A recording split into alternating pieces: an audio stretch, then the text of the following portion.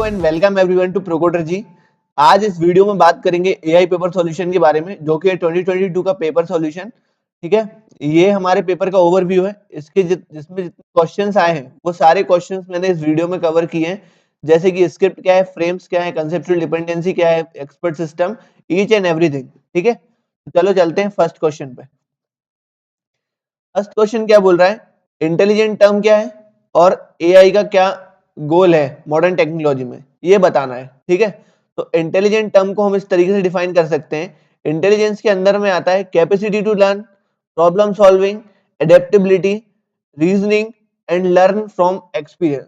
अगर किसी चीज या किसी मशीन जो भी इंटेलिजेंट यानी कि कुछ आर्टिफिशियल हमने बनाया है ब्रेन, जिसको हम आर्टिफिशियल इंटेलिजेंस बोलते हैं, तो हम उसको इंटेलिजेंस तभी बोल सकते हैं जब उसमें ये सारे एट्रीब्यूट्स आते हैं। समझ रहे हो आप लोग?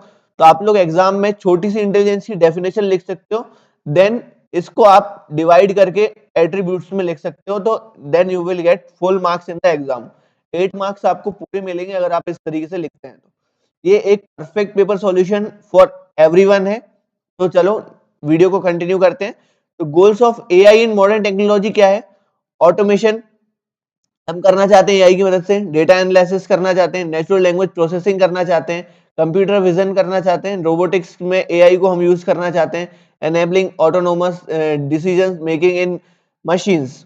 ठीक है, ये सब चीजें मॉडर्न टेक्नोलॉजी में आती हैं एआई के गोल्स। इसके अलावा भी कई गोल्स हैं एआई के, जैसे कि हेल्थ सेक्टर में, बट मेनली मैंने कुछ कुछ गोल्स को यहाँ पे डिफाइन किया है शॉर्ट तरीके में आपको समझाने के लिए। अब चलते हैं नेक्स्ट क्वेश्चन के ऊपर। नेक्स्ट क्वेश्चन क्या बोल रहा है, right heuristic search algorithm. Heuristic search algorithm बताओ क्या है और explain it with suitable example. Suitable example से बताओ ह्यूरिस्टिक सर्च एल्गोरिथम क्या होता है। ठीक है, तो इसकी डेफिनेशन लिखिए। The heuristic search algorithm is likely finding solution to problems in a smart way. एक स्मार्ट वे में प्रॉब्लम का सॉल्यूशन फाइंड करना। It's a method where we use intelligent shortcut call heuristics. यानी कि ह्यूरिस्टिक सर्च एल्गोरिथम के अंदर हम जिन shortcuts को, जिन चीजों को यूज करते हैं, उनको हम एआई के अंदर उस लैंग्वेज में बोल रहे हैं ह्यूरिस्टिक्स। यानी कि उन चीजों का मतलब है ह्यूरिस्टिक एआई के लिए, to quickly reach the goal. जैसे कि ह्यूरिस्टिक सर्च एल्गोरिथम में मैंने यूज किया ए स्टार एल्गोरिथम या कोई सा और एल्गोरिथम, तो उसको मैं बोलूंगा कि मैंने इस ह्यूरिस्टिक का यूज किया।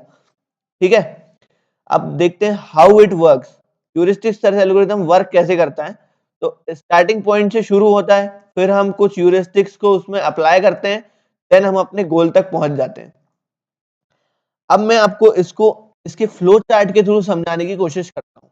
ठीक है, ह्यूरिस्टिक सर्च एल्गोरिथम जो है, देखो यहां से एल्गोरिथम हमेशा स्टार्ट होता है। तो जब एल्गोरिथम स्टार्ट होगा तो क्या होगा, हम यहां से चूज करेंगे एल्गोरिथम, यानी कि मुझे इसमें कौन सा ह्यूरिस्टिक को अप्लाई करना है, A star, AO star, etcetera etcetera. ठीक है, फिर जब मैंने चूज कर लिया, उसके बाद मैंने क्या किया, नोड्स को क्रिएट किया, है ना, कि मुझे कहां तक जाना है, या तो मैं अंडर एस्टिमेट या ओवर एस्टिमेट करूंगा, यानी कि कौन करेगा, ह्यूरिस्टिक सर्च एल्गोरिथम। उसके बाद में हम लोग पता करेंगे कि क्या हमें गोल मिल गया है, यानी कि नोट्स क्रिएट करने के बाद जो स्टेट आएगी वो स्टेट होती है क्या गोल मिल गया है, यानी कि एक कंडीशन चेक करने के लिए। तो अगर गोल मिल गया है तो जो shortest path heuristic search algorithm ने फाइंड किया है वो मुझे रिटर्न कर दो पाथ। ठीक है, और अगर नहीं मिला यानी कि नो, तो क्या करो, नोड्स को और एक्सपेंड करो, पता करो और ऑप्टिमल सॉल्यूशन, है ना, एक्सपेंड करो नोड्स को और उसके बाद अप्लाई करो और ह्यूरिस्टिक जो भी सफिशिएंट है, देन बेस्ट नोड को फाइंड करो। उसके बाद फिर एक बार चेक करो क्या गोल मिल गया है, मिल गया है तो रिटर्न कर दो पाथ। यही है एक ह्यूरिस्टिक सर्च एल्गोरिथम।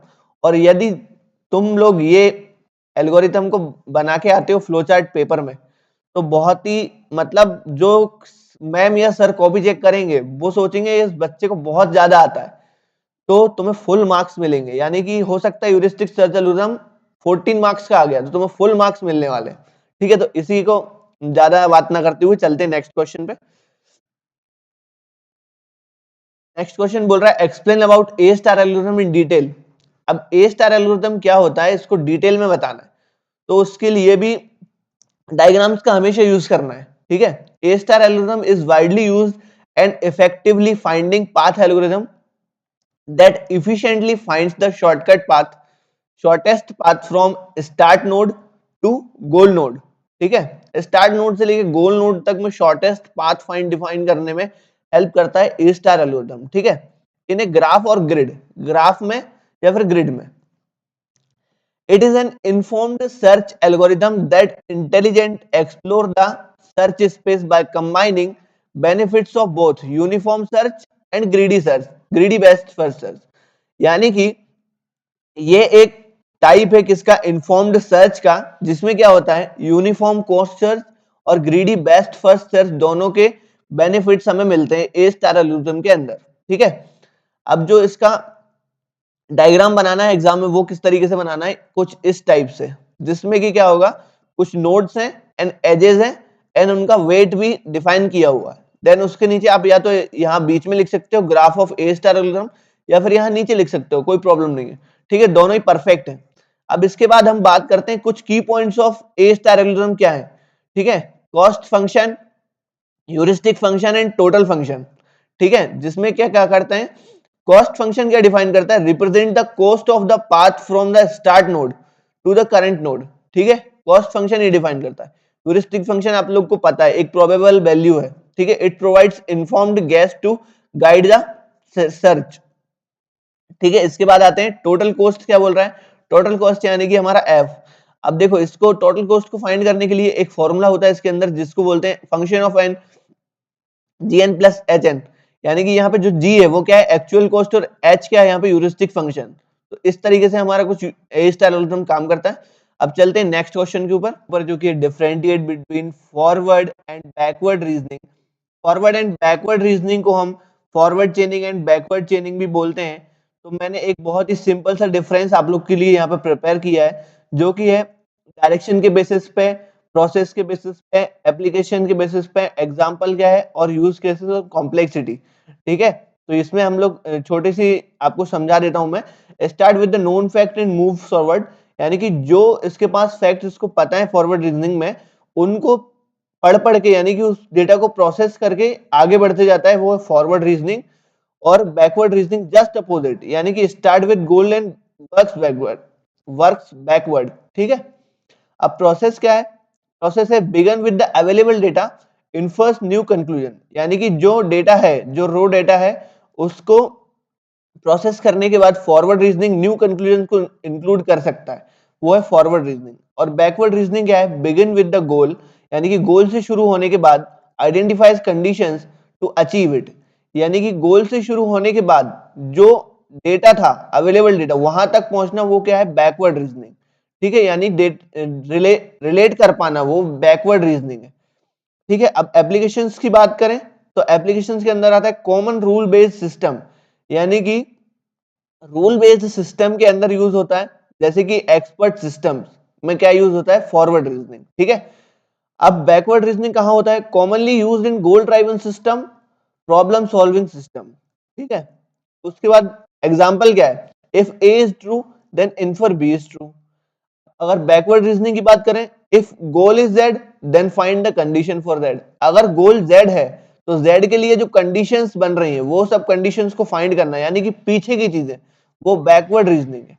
ठीक है, यूज केसेस क्या है, useful in initial information available, additional insight are needed, then we use forward reasoning. Backward reasoning effective when there is a specific goal and conditions for achieving the goal needed to be determined। very simple। अब complexity की बात करें तो may involve multiple steps of interference, यानी कि बहुत सारी steps हो सकती हैं।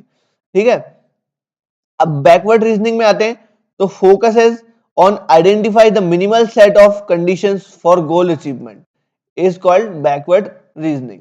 ठीक है, तो यहीं पे हमारा ये फोर्थ क्वेश्चन खत्म होता है। थोड़ी सी मैं इसको आपको एल्गोरिथम के हिसाब से समझाता हूं, यानी कि एक फ्लो चार्ट क्या है। तो देखो, ये है यहां से start, types of reasoning, forward and backward reasoning.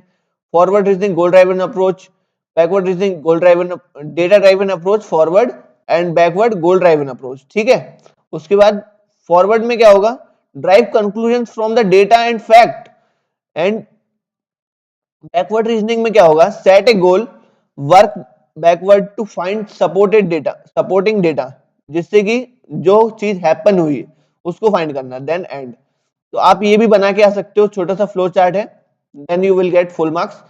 Question number 5 पे आते हैं, बहुत ही simple and important question. What are explain about these terms. Frame क्या है, स्क्रिप्ट क्या है, कंसेप्चुअल डिपेंडेंसी क्या है। ठीक है, अब इसकी बात करते हैं, फ्रेम क्या है। तो फ्रेम है, frame refers to a knowledge representation technique used to organize and represent information, ठीक है, in a structured manner। यानी कि नॉलेज को रिप्रेजेंट करने की टेक्निक है, जिससे क्या करते हैं हम ऑर्गेनाइज करते हैं और रिप्रेजेंट करते हैं इंफॉर्मेशन को एक स्ट्रक्चर्ड मैनर में।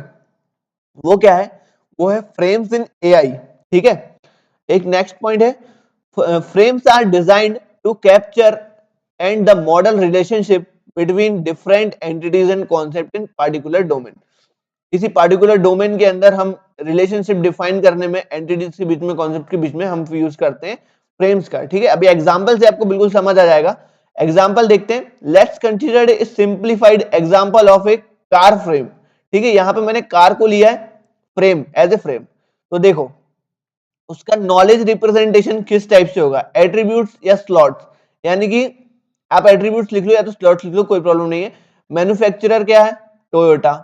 मॉडल क्या है, कैमरी। ईयर क्या है, 2022। कलर क्या है, ब्लू। इंजन टाइप क्या है, gasoline. This type of representation are called frame representation in AI. ठीक है, car is the framework and the attributes or slots are the properties associated with the concept of car। ठीक है, आ गया, I hope आपको frame समझ आया होगा। चलते हैं next.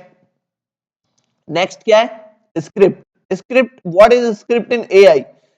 A script generally refers to sequence of instruction, यानी कि कुछ सेट ऑफ इंस्ट्रक्शंस की लाइंस, उनको बोलते हैं script. A set of rule that dictate how a particular task और प्रोसेस शुड बी परफॉर्म्ड। ठीक है, एक पर्टिकुलर टास्क या प्रोसेस को किस तरीके से किया जाना चाहिए, ये सब कुछ डिफाइन क्या करता है, एक स्क्रिप्ट। ठीक है, स्क्रिप्ट यही होता है एआई में। अब script in AI can be defined used in various applications such as natural language processing application, dialogue system and automated planning. ठीक है, इन सभी के अंदर क्या यूज होता है, स्क्रिप्ट। जैसे कि मैं आपको एग्जांपल दिखाऊं तो this is a perfect example of script. This is the script for a static chatbot. ठीक है, ये एक स्टैटिक चैटबॉट के लिए स्क्रिप्ट लिखी गई है पाइथन के कोड में। ठीक है, जब प्रिंट होता है hello hi can I assist you today, तो अगर यूजर इनपुट करता है हेलो तो उसको बोलो हाय देयर। अगर वो बोलता है गुड बाय तो बोलो goodbye, have a great day. तो ये एक स्टैटिक स्क्रिप्ट है। ठीक है, आप लोग ये एग्जांपल लिख सकते हैं एग्जाम में। अब चलते हैं नेक्स्ट टॉपिक के ऊपर। नेक्स्ट टॉपिक है कंसेप्चुअल डिपेंडेंसी। कंसेप्चुअल डिपेंडेंसी क्या होता है, ठीक है, conceptual dependency as a way for computers to understand sentence in a smart way। ठीक है, एक स्मार्ट तरीके में सेंटेंस को अंडरस्टैंड कर पाना कंप्यूटर्स के लिए, वो क्या है, conceptual dependency. Instead of just recognising the word, सिर्फ वर्ड रिकॉग्नाइज कर लेंगे वो तो ठीक है, लेकिन वर्ड रिकॉग्नाइज करने के अलावा जो सेंटेंस है उसको अच्छे तरीके से समझ पाना, वो है कंसेप्चुअल डिपेंडेंसी। ठीक है, it helps the computer to figure out the real meaning and relationship between the things in a sentence. एक सेंटेंस के अंदर जो रियल मीनिंग है, जो रिलेशनशिप बिटवीन द एंटिटी है, यानी कि ऑब्जेक्ट सब्जेक्ट, वो कंप्यूटर समझ पाए, उसको क्या बोलेंगे, कंसेप्चुअल डिपेंडेंसी। अभी एग्जांपल से समझ आ जाएगा। जैसे कि एग्जांपल, टेक ए सेंटेंस, एक सेंटेंस मान लो, John gives Mary a book. ठीक है, जॉन ने एक बुक दी मैरी को। इसको सेंटेंस को थोड़ी कॉम्प्लिकेटेड तरीके से लिखा गया है ताकि मशीन को ये समझ आ पाए और आपको समझा पाऊं कि कैसे कंसेप्चुअल डिपेंडेंसी यहाँ पे काम कर रही है। ठीक है, इन सीडी यानी कि conceptual dependency, it's like saying John doing the action, यानी कि जॉन क्या कर रहा है, यहाँ पे कुछ एक्शन कर रहा है। क्या कर रहा है, बुक दे रहा है। ठीक है, गिव्स मतलब जो एक्शन हो रहा है, द एक्शन, कुछ देना, वो एक एक्शन है। ठीक है, मैरी क्या है, मैरी रिसीविंग, यानी कि कुछ रिसीव कर रही है मैरी, तो वो वहां पे क्या हो रहा है, रिसीविंग हो रहा है। तो ये कंप्यूटर कुछ इस तरीके से समझता है। A book, what is being given, क्या दिया जा रहा है, ऑब्जेक्ट क्या है, वो है बुक। ठीक है। तो आई होप आपको कंसेप्चुअल डिपेंडेंसी बहुत ही अच्छे से समझ आया होगा। मैंने मेरा बेस्ट ट्राई किया आपको समझाने के लिए। अब चलते हैं नेक्स्ट क्वेश्चन के ऊपर। नेक्स्ट क्वेश्चन हमारे पास हमारे एग्जाम पेपर में है 6, 7 एंड 8। ठीक है। वेरियस नॉलेज रिप्रेजेंटेशन जो है, इन्वॉल्व रीजनिंग प्रोसेस क्या है, एक्सप्लेन रेजोल्यूशन, प्रेडिकेट लॉजिक क्या है ना, explain about resolution, refutation and deduction. तो ये सारे जो क्वेश्चंस हैं वो आपको यूनिट 2 की वीडियो के अंदर मिल जाएंगे, जो कि हमारे चैनल पर डली हुई है। तो उसमें स्पेसिफिक टॉपिक्स को, इन सारे टॉपिक्स को बहुत ही अच्छे तरीके से बेस्ट वे में डिफाइन किया हुआ है, इसलिए आप उस वीडियो को देख चेकआउट कर सकते हैं। तो उसमें बहुत ही अच्छे तरीके से, बहुत ही shortest way and easiest definition सब कुछ मिल जाएगा आपको। ठीक है। चलते हैं अब नेक्स्ट क्वेश्चन के ऊपर। नंबर 9 क्या बोल रहा है, write about the natural language processing, also explain applications of NLP to design expert system. Expert system को डिजाइन करने के लिए क्या क्या एप्लीकेशंस यूज होती है एनएलपी की, वो बताओ, और नेचुरल लैंग्वेज प्रोसेसिंग बताओ। ठीक है। तो नेचुरल लैंग्वेज प्रोसेसिंग क्या होती है, एनएलपी इसका शॉर्ट फॉर्म है। Natural language processing is like giving computer the ability to understand, interpret and generate human language. यानी कि किसी कंप्यूटर को ये एबिलिटी देना कि वो अंडरस्टैंड कर पाए, बता पाए और जनरेट कर पाए ह्यूमन लैंग्वेज, वो क्या है, नेचुरल लैंग्वेज प्रोसेसिंग। ठीक है। It helps machine read, analyse and respond to text और speech in a way that makes sense to us. यानी कि जब मशीन के पास ये एबिलिटीज आ जाए, उसके बाद वो रीड करे, एनालाइज करे और रिस्पॉन्ड करे। रिस्पॉन्ड किस टाइप से कर सकता है, टेक्स्ट या फिर स्पीच के फॉर्म में, तो जिससे कि कोई सेंस बने, जो कुछ वो रिस्पॉन्ड करे वो कुछ सेंसेबल सेंटेंस हो, तो वो क्या है, नेचुरल लैंग्वेज प्रोसेसिंग है।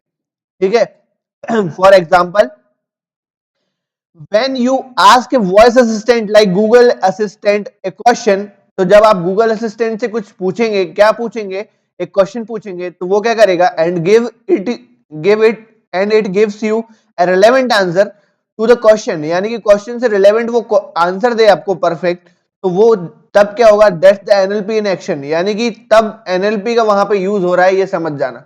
ठीक है। तो वो ये the best example of NLP है। उसके बाद बात करते हैं एप्लीकेशंस ऑफ एनएलपी क्या क्या है। तो मैंने यहाँ पे मेनली 5 एप्लीकेशंस ऑफ एनएलपी को लिख के रखा है, तो आप इनको देख सकते हो। देखो, वर्चुअल असिस्टेंट में एनएलपी का यूज होता है, सर्च इंजन में एनएलपी का यूज होता है for detecting the text and optimising the search.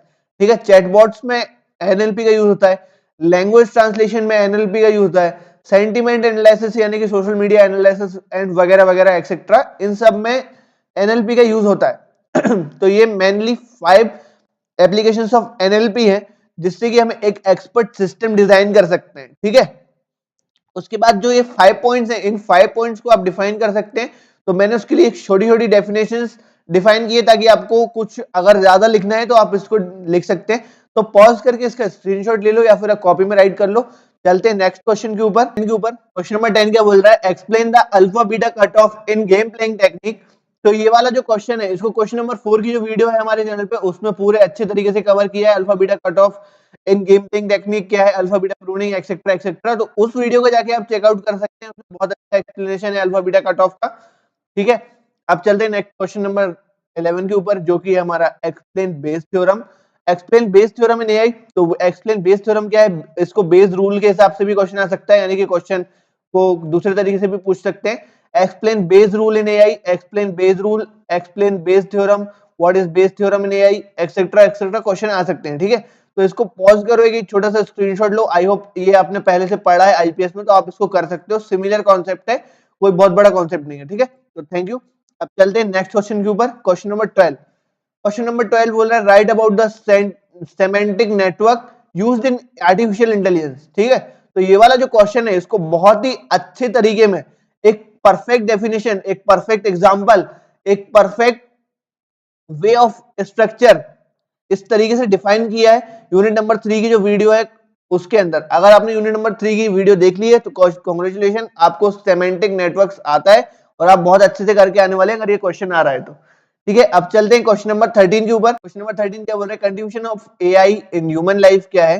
तो आर्टिफिशियल इंटेलिजेंस और AI in is a smart helper in our life. एक स्मार्ट हेल्पर है हमारी लाइफ में। It makes things easier by doing task and answering question through virtual assistant. यानी कि virtual assistant की form में ये हमें क्या करता है, बहुत हमारी हेल्प करता है एज ए स्मार्ट हेल्पर। ठीक है, हेल्थ केयर में क्या होता है, AI helps doctor understand illness better, यानी कि इलनेस को बहुत अच्छे से समझने में डॉक्टर्स की हेल्प कर सकता है एआई।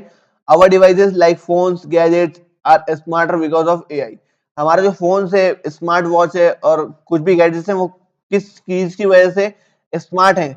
Because of AI. ठीक है, it helps us to better in school and college also. इसकी हेल्प से हम मतलब स्कूल एंड कॉलेज में बहुत अच्छे से पढ़ सकते हैं। Imagine it as a language translator connecting people from all over the world। All over world के पीपल से हम कनेक्ट हो सकते हैं एज ए ट्रांसलेटर अगर हम यूज करें एआई को तो। ठीक है, AI is just not a technology, it is a friend helper making life more interesting and simple. So simple definition थी एआई की, क्या कंट्रीब्यूशन है एआई का ह्यूमन लाइफ में। आई होप आप लोग को समझ आया होगा। 5 की कंट्रीब्यूशन ऑफ एआई मैंने यहाँ पर लिख कर रखा है।